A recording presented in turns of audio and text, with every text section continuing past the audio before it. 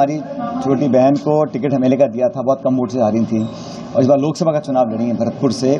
और मुझे लगता है कि जिस तरीके से उन्होंने चुनाव लड़ा और जैसे जनता ने को समर्थन किया है, तो सत्ताधारी दल का धन बल और संसाधन सब धरे रह गए, और एक गरीब घर की एक नौजवान लड़की को, महिला को पार्टी ने टिकट दिया और जनता ने जिताया।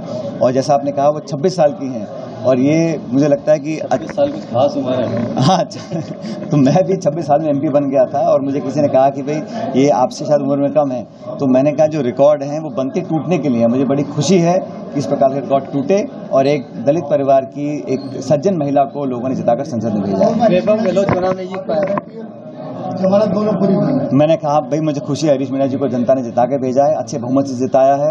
मैं जनता का साधुवाद करता हूं, धन्यवाद करता हूं, और मेरे क्योंकि मैं यहाँ से विधायक हूं, मेरे आग्रह पर, मेरे वोट की अपील पर लोगों ने मोहर लगाई है और अच्छे बहुमत से जिता कर भेजा। वैभव गहलोत चुनाव नहीं जीत पाए, सीट बदल के। वो कई जगह हम नहीं जीते हैं, लेकिन और मेहनत करेंगे अगली बार। पिछली बार भी वो नहीं जीत पाए थे, इस बार भी जीत हासिल नहीं कर पाए, लेकिन अगली बार और मेहनत करेंगे और कहीं से जीत के आएंगे। इंडिया गठबंधन का जो प्रदर्शन रहा है, उसे किस तरह देखते हैं आप?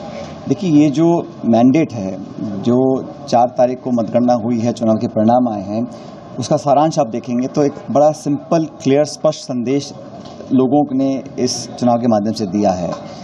भारतीय जनता पार्टी चुनाव से पहले 303 सीटों पर थी लोकसभा की, और क्लेम उन्होंने किया सदन के अंदर 370 और गठबंधन के लिए 400।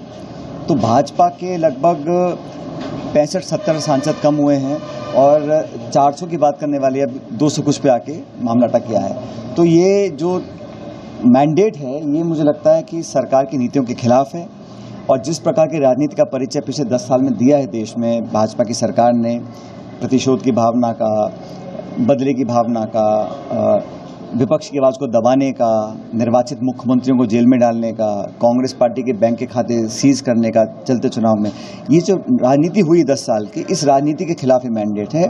और ये कांग्रेस पार्टी और इंडिया अलायंस के लोगों का, हम सब लोगों ने जो मैनिफेस्टो तैयार किया, जिस मुद्दों को लेकर हम जनता में गए, उसको लोगों ने सराहा है। इसलिए भरपूर समर्थन कांग्रेस पार्टी को मिला है, हमारा संख्या बल लगभग दुगना हो गया पिछली बार से, और इंडिया अलायंस के तमाम साथियों को भी बहुत अच्छा बहुमत मिला है, चाहे वो उत्तर प्रदेश है, चाहे वो बंगाल है, चाहे वो महाराष्ट्र है।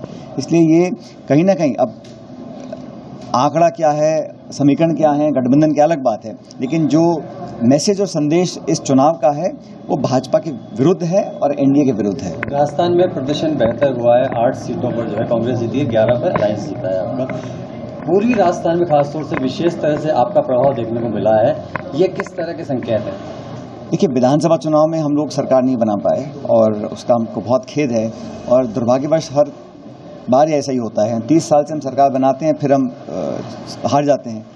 तो इस बार भी हम चुनाव में कामयाब नहीं हो पाए, लेकिन लोकसभा चुनाव के अंदर हम लोगों ने बहुत गहन चिंतन किया, और जो प्रत्याशियों का चयन था और किन मुद्दों को लेकर हम जाएंगे, कौन कहाँ कितना कैंपेन करेगा, शुरुआत से हम लोगों ने अपना बहुत ध्यान फोकस किया था। मुझे खुशी है कि ना सिर्फ जहाँ आज हम हैं टोंक सवाई माधोपुर, लेकिन भरतपुर, धौलपुर, करौली, दौसा, पूरे शेखावटी में, बाड़मेर में, गंगानगर में, यहाँ हमको बहुमत और समर्थन मिला।